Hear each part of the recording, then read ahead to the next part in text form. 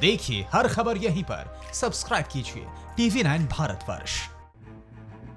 अब फिक्र यह है कि क्या कोरोना संक्रमण काल में निजी अस्पतालों की बेरुखी के कारण मरीज ऐसे ही इलाज के लिए तड़पते रहेंगे?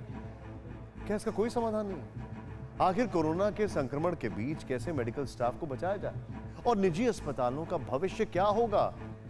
इन सवालों के जवाब तो हैं लेकिन स्पष्ट नहीं। ऐसा क्यों, इसे भी देखिए। दरअसल कोरोना के संक्रमण काल में अब भी मेडिकल स्टाफ के लिए सुरक्षा किट की कमी है और यह किट उसी जगह से आ रही है जहां से कोरोना पूरे विश्व में फैला, यानी चीन।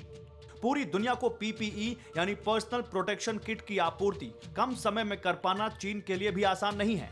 ऊपर से भारत समेत कई देशों से लौटाई गई उनकी रैपिड किट के कारण भी चीन नाराजगी में देरी कर सकता है। हालांकि भारत में किट का निर्माण हो रहा है, लेकिन इन दोनों स्थिति में जल्द से जल्द सप्लाई मुमकिन नहीं है, इसलिए मेडिकल स्टाफ के पास विकल्प कम है। दरअसल भारत में सरकारी अस्पतालों का स्टाफ पहली पंक्ति में कोरोना संक्रमण से लड़ रहा है, इसलिए उन्हें किट की ज्यादा जरूरत है और उन्हें ही ज्यादा से ज्यादा किट दी जा रही है। इनके अलावा दूसरी पंक्ति में वो सरकारी स्टाफ हैं जो हॉटस्पॉट या फील्ड पर तैनात हैं। इस दूसरी पंक्ति के स्टाफ को भी किट की सप्लाई की जा रही है। निजी अस्पताल कोरोना संक्रमण के खिलाफ लड़ाई में तीसरी पंक्ति में है, इसलिए निजी अस्पतालों के स्टाफ को सुरक्षा साधनों की सप्लाई कम की जा रही है। इसलिए निजी अस्पताल इस वक्त मरीजों को सीधे भर्ती नहीं कर रहे हैं, बल्कि उनसे कोविड रिपोर्ट मांग रहे हैं।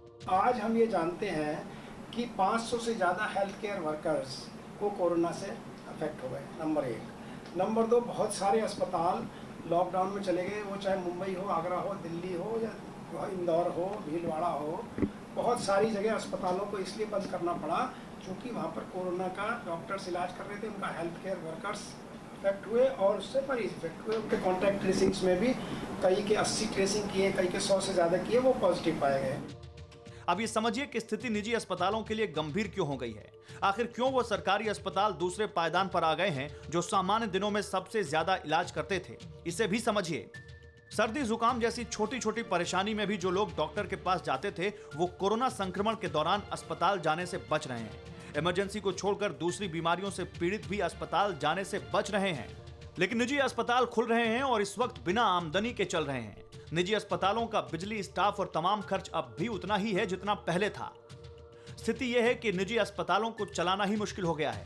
ऐसी स्थिति में मेडिकल स्टाफ के लिए अलग से प्रोटेक्शन किट खरीद पाना संभव नहीं हो रहा। 10 बेड वाले हैं या उससे कम है, वो तो समझ लो बंद ही हो गए हैं।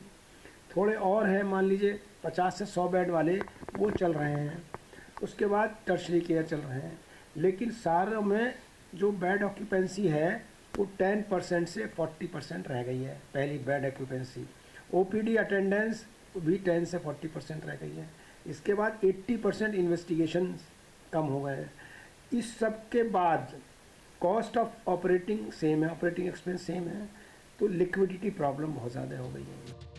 लेकिन कोरोना संक्रमित और दूसरी बीमारियों से पीड़ित मरीजों को बचाना है तो जरूरी है कि निजी अस्पताल खोले जाएं, इन्हें सरकारी अस्पताल जैसी सुविधा मिले, मेडिकल स्टाफ को प्रोटेक्शन किट मिले, मेडिकल स्टाफ को संक्रमण से बचाने की व्यवस्था हो भी जाए। तब भी इन अस्पतालों को लंबे समय तक चलाने के लिए आमदनी की जरूरत होगी, जिसके लिए सरकार को कुछ करना होगा। अब बात उस एक्टर की जो बहुत जल्दी बहुत दूर चला गया। इरफान खान महज 54 साल की उम्र में हमसे दूर चले गए। पर आम आदमी की सुपरस्टार की मौत से एक फिक्र ने जन्म लिया, जिससे आपको बचाना है, आपके परिवार को बचाना। हमारे खास सेगमेंट फिक्रनामा में आपके बचाव की खास जानकारी। परवाह देश की, सोमवार से शुक्रवार रात 10 बजे TV9 भारतवर्ष पर।